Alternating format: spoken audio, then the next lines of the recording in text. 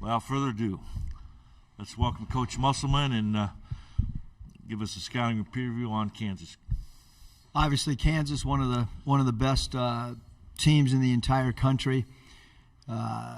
They do a great job sharing the basketball, moving the basketball. One of the highest assist teams, 16th in the country in assists. Great basket cutters, great movement without the ball. They do a great job setting flare screens. Star players in Grady Dick and obviously, Wilson, and then great point guard play. You can see that this is a ball club that's got clearly defined roles. Their starting five is as good as any starting five in the country, if not the best starting five in the entire country. Take questions at this time. Across the aisle there. Hey, Coach. Todd Richardson, ESPN Arkansas. You always talked about when Isaiah Joe was a Razorback, how it was really playing 4-on-4 because he just gave so much space and the guy would have to be on him. You see a lot of similarities with Grady Dick and what he does for Kansas' offense? Yeah, I don't think there's any question that you've got to stay attached to him. You still have to keep your core defensive principles. But certainly your help off of him, especially on the strong side, you need to be concerned with that for sure. But he does a great job with his pump fake game. He does a great job with backdoor cuts. He does an excellent job moving without the ball.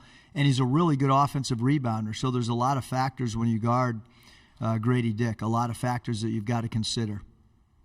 Going to go across the way in the back. Go ahead, sir. Hi, Coach. I'm David Lawrence for the Jayhawk Radio Network. Just talk about your thoughts and how unique it is when you're looking at your opponent, and maybe the biggest question mark is the other team's head coach. And then any thoughts you have of Bill Self in your past. Well, as all of us college coaches, incredible respect for Coach Self. I mean, just great respect for him. When I was looking to get into college basketball, one of the places that I asked to visit and hang out with was at Kansas, and Joe Dooley helped facilitate that. I was able to watch several practices, hang out in staff meetings. So great respect for Coach. And when my wife was, in the media in Kansas City, she obviously covered Coach Self when he was there. So there's great respect. When my daughter was doing March Madness stuff media-wise for their online stuff, she got to interview Coach Self 4 years ago or whatever it was. So having said all that, I do know their staff, especially Curtis Townsend. And look, this staff is they've been together for a long time. And certainly, we all want Coach to be as healthy as possible and to get back to coaching as quick as that he can. But having said that, they're a well-oiled machine in how they go about their business and how they execute. So certainly concerned with those guys out on the floor, just like I'm sure that their staff's really not concerned about any of us on the sidelines. At this point in juncture with the short turnaround, I really think a lot of it comes down to player productivity and who has a big game and who can try to absorb as much as possible from a game plan standpoint in a short turnaround. Obviously, the second half of these when you win a game in this tournament, the second game at each new site you go to becomes a little bit more difficult from a prep standpoint. Stay in the far back there. Hi, Eric. Adam Kilgore with the Washington Post. I had two things. First, did you in fact hear from John Daly after the game yesterday? Yes. Four texts. What do you have to say? Very happy with our free throw shooting. And that's not a joke. I really do get several texts, and sometimes we do converse, believe it or not, late night on our lack of free throw shooting. I sent him, just so everybody knows, I did send him several of your guys' tweets to him, and I think he felt good about that too, that we did acknowledge him in a press conference.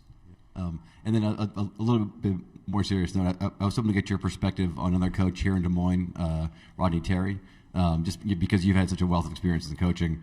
If you could trying to imagine like being in the circumstance he found himself in this year, just what do you make of the job he's done? And I guess as a coach, how difficult, how odd would what he's been doing this year be? Well, Coach Terry was at Fresno State when I was at Nevada, so a lot of competition. He's a great coach, and he's a fierce competitor. When you're on the sidelines against somebody, sometimes you can really feel the opponent coach's personality. His teams always played so hard, and loose balls were hard to get against Coach Terry's teams. And obviously, they're right now they're in a different conference than us, and so I don't watch them that much. But certainly the job that he's done, I think his personality and his experience would lend himself to be able to come into a situation like that and provide stability and provide leadership. And they have some great assistant coaches on that staff too. And we just happen to be one of the teams that played Texas in an exhibition game to open their new building, and we got hammered pretty good. So the talent level on that team and the experience that they have, I think you've got to give their players a lot of credit as well. Their veteran guys have done a great job.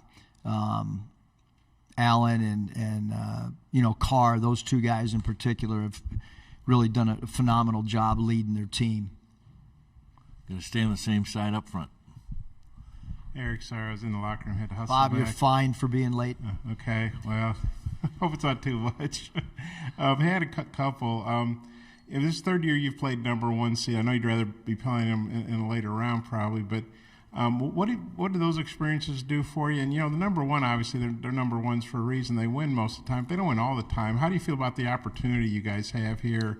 Because it's not, the last few years, a number one's gotten knocked off a fair amount of time in the second round. Yeah, I think number one, Kansas they're really good. You're talking not only number one seed, but defending champions. You're talking about a team that's got some veteran players. You're talking about a player of the year in their conference, a star player. But we talked this morning at breakfast. We talked about our experiences playing Baylor. We talked about our experiences playing Gonzaga. Some of the things that we did really well, some of the things that maybe we could have improved on against Baylor. We talked about the mentality that you need to have going into this particular game. I don't know what not good luck to play three number ones, in 3 years. I don't know if that's ever happened before, but if it has happened before, there certainly hasn't happened with many programs. I'm talking about in the history of this tournament. That'd be a good project for you, Bob, to try to find out who else has been in that position. I'll put Andrew Hutchinson on. He's real good at those things. He's a lot better than I am. And then, Ricky had a pretty good bounce-back game yesterday. He only scored 12 points, 2 games in Nashville, good bounce-back game. And then Makai's played pretty well in Nashville and then, carried it over here. What do you think about Ricky's bounce-back game? How big was that? And if he could duplicate that tomorrow? And then what do you thought of Makai's play and how important that's been in these last few games? Yeah, Ricky's done it. He's been our leading scorer. He's been a guy that we've tried to rely on as a go-to player. He's a high-volume free throw attempt player. He can make threes. He's a great transition player. And we certainly needed his baskets last night. And I thought, above all that stuff, Bob, I thought the one thing that Ricky did an awesome job at, and something that we've really needed from him, because he's got the ability with his length, his strength, combination of speed, quickness off the floor, is the defensive rebound. And I thought his rebounding last night was really, really vital for our win. The question about Makai Mitchell, he's been very consistent throughout the year for us, providing paint protection, providing block shots, range rebounding outside of his area. He's a really good pick and roll offensive player in short rolls and being a dynamic rim roller. And we have not up to this point really had to double the post because he does such a good job one-on-one defending post offensive players. So you want some more, Bob? I mean, he's played great the last 3 games. I think he's feeling more and more confident in the system. I think he's rising to the occasion of big games. And, that's what you want from one of your older players on your roster. You want those guys to, as we get to this time frame and every game becomes a win or go home type situation, you want a guy like that to play at a high level. Stay on the same side on the aisle. I asked Kevin McCullough, who was in here earlier, who played at Texas Tech 2 years ago, what he remembered about Arkansas. He mentioned Hinkle Fieldhouse, playing Devo. How have you seen him evolve his game from the years at Texas Tech to being at Kansas as now one of the better defenders in the country? I mean, it's pretty wild to think that yesterday we played 2 guys that we had played with that were on other teams in an NCAA tournament. Now we're playing a 3rd guy. He's a great cutter. And I mean that in the greatest compliment. Like if you turn your head and you don't have a head on a swivel, he's backdoor, layup, dunk. He's a great offensive rebounder. He's a tough, physical, loose ball getter. He's a big part of what Kansas does. Have great respect for a guy that blends in with some other really good offensive players, and he's really capable of having a great offensive night as well. He's an excellent defender. Our guys, have great respect and know that he's a guy that's kind of an X factor for them.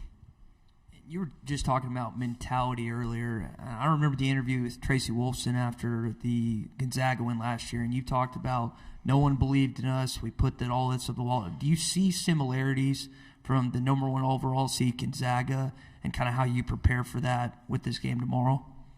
Yeah, I don't think many people believed us in yesterday going into that game. So, I think we need to play with a free mind. We need to not feel pressure, which I don't think we felt pressure yesterday. I don't think we'll feel pressure going into the Kansas game. We know we know that this is a team that the defending champs and a number 1 seed. Our guys are real smart. They read. They're on Twitter. They're on Instagram. They're on They know what we're playing against, and like I said, we have incredible respect for them. We're going to go up front on the same side. Familiar face. A couple more, Eric. Norm Robertson, I think I got this right. I think he said Arkansas's got more athletes than anybody else in the country. What do you think about that? It's a great compliment. I'm sure. We do have some great athletes, obviously, at different positions, and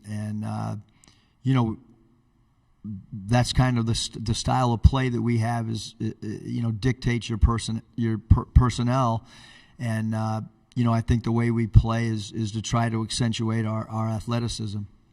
And then Nick, he's 1 of 10 in the second half against A&M, 2 of 10 yesterday. Even I know that's 3 of 20.